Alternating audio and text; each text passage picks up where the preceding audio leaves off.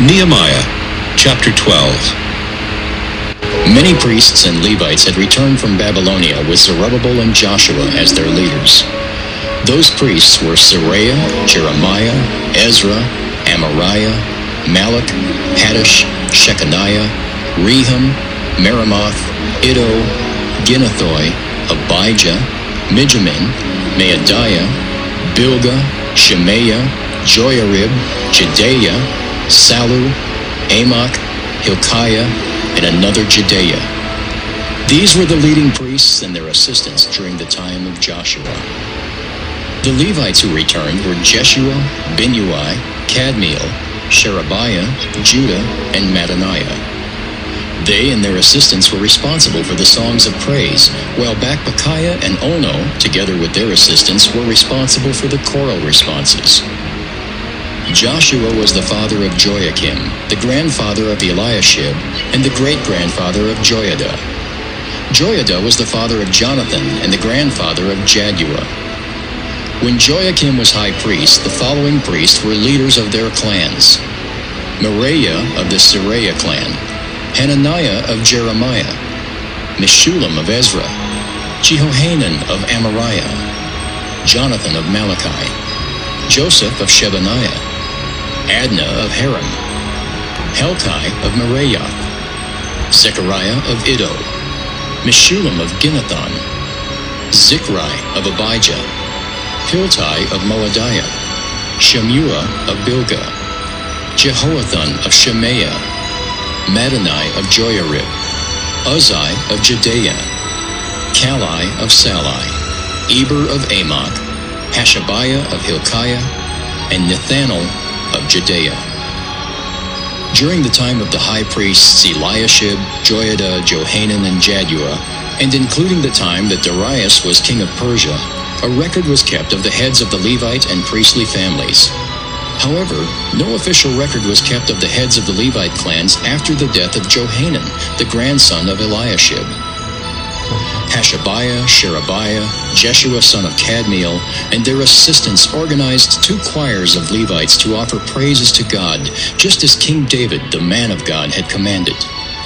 Mattaniah, Bakbukiah, Obadiah, Meshullam, Talmon, and Akab were responsible for guarding the storerooms near the temple gates.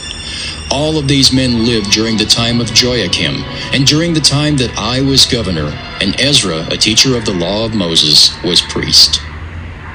When the city wall was dedicated, Levites from everywhere in Judah were invited to join in the celebration with songs of praise and with music of cymbals, small harps, and other stringed instruments.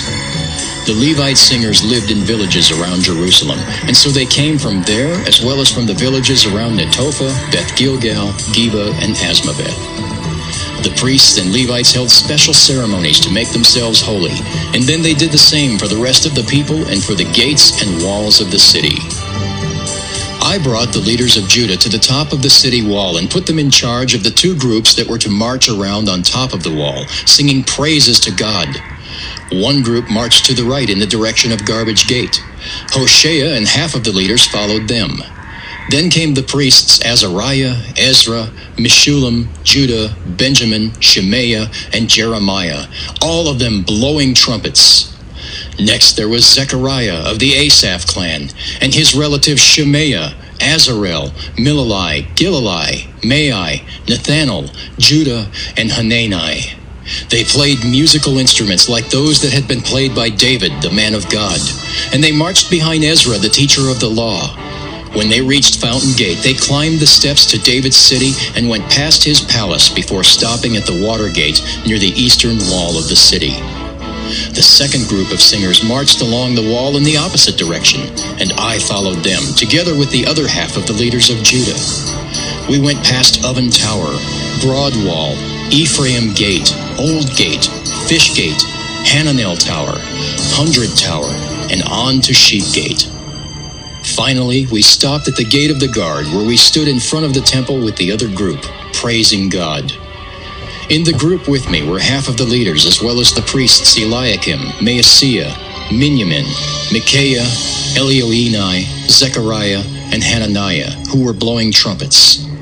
Maaseiah, Shemaiah, Eleazar, Uzzi, Jehohanan, Malchijah, Elam, and Ezer also stood there, as Jezrahiah led the singers. God had made the people very happy, and so on that day they celebrated and offered many sacrifices. The women and children joined in the festivities, and joyful shouts could be heard far from the city of Jerusalem.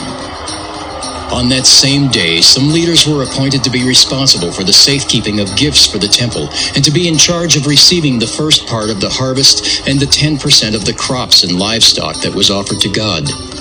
These same leaders also collected the part of crops that the law of Moses taught was to be given to the Levites. Everyone was pleased with the work of the priests and Levites when they performed the ceremonies to make people acceptable to worship God.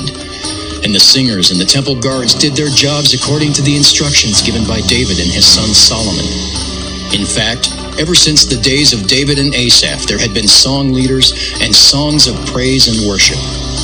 During the time that Zerubbabel and I were in charge, everyone in Israel gave what they were supposed to give for the daily needs of the singers and temple guards from the Levi tribe. Then the Levites would give the priests their share from what they had received. Nehemiah chapter 13.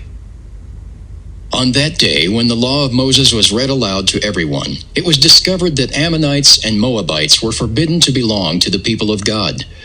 This was because they had refused to give food and water to Israel and had hired Balaam to call down a curse on them. However, our God turned the curse into a blessing.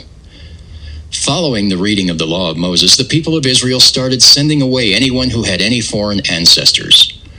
The priest Eliashib was a relative of Tobiah and had earlier been put in charge of the temple storerooms. So he let Tobiah live in one of these rooms, where all kinds of things had been stored: the grain offerings, incense, utensils for the temple, as well as the tenth of the grain, wine, and olive oil that had been given for the use of the Levites, singers, and temple guards, and the gifts for the priests. This happened in the 32nd year that Artaxerxes ruled Babylonia. I was away from Jerusalem at the time because I was visiting him. Later, I received permission from the king to return to Jerusalem. Only then did I find out that Eliashib had done this terrible thing of letting Tobiah have a room in the temple. It upset me so much that I threw out every bit of Tobiah's furniture. Then I ordered the room to be cleaned and the temple utensils, the grain offerings, and the incense to be brought back into the room. I also found out that the temple singers and several other Levites had returned to work on their farms because they had not been given their share of the harvest. I called the leaders together and angrily asked them, "Why is the temple neglected?" Then I told them to start doing their jobs. After this, everyone in Judah brought a tenth of their grain, wine, and olive oil to the temple storeroom. Finally, I appointed 3 men with good reputations to be in charge of what was brought there and to distribute it to the others. They were Shelemiah the priest, Zadok the teacher of the law, and Pedaiah the Levite. Their assistant was Hanan the son of Zachar and the grandson of Mattaniah. I pray that my God will remember these good things that I have done for his temple and for those who worship there. I also noticed what the people of Judah were doing on the Sabbath. Not only were they trampling grapes to make wine, but they were harvesting their grain, grapes, figs, and other crops, and then loading these on donkeys to sell in Jerusalem. So I warned them not to sell food on the Sabbath. People who had moved to Jerusalem from the city of Tyre were bringing in fish and other things to sell there on the Sabbath. I got angry and said to the leaders of Judah, "This evil you are doing is an insult to the Sabbath. Didn't God punish us and this city because our ancestors did these very same things? And here you are, about to make God furious again by disgracing the Sabbath." I ordered the gates of Jerusalem to be closed on the eve of the Sabbath and not to be opened until after the Sabbath had ended. Then I put some of my own men in charge of the gates to make certain that nothing was brought in on the Sabbath.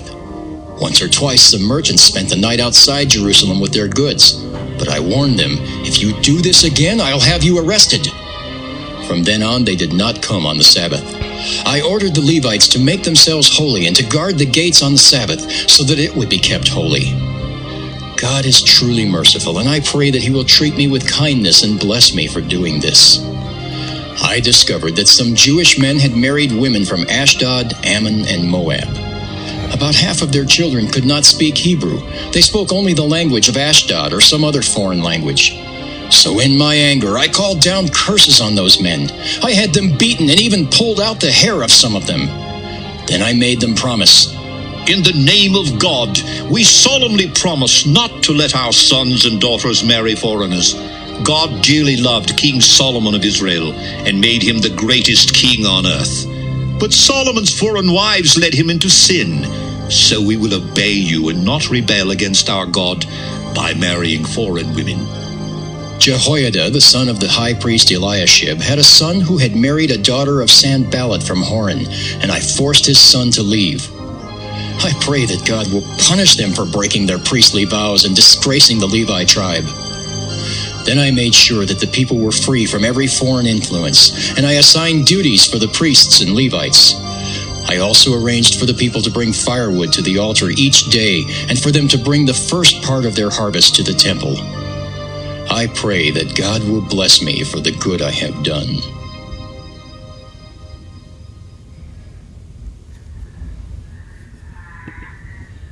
Nehemiah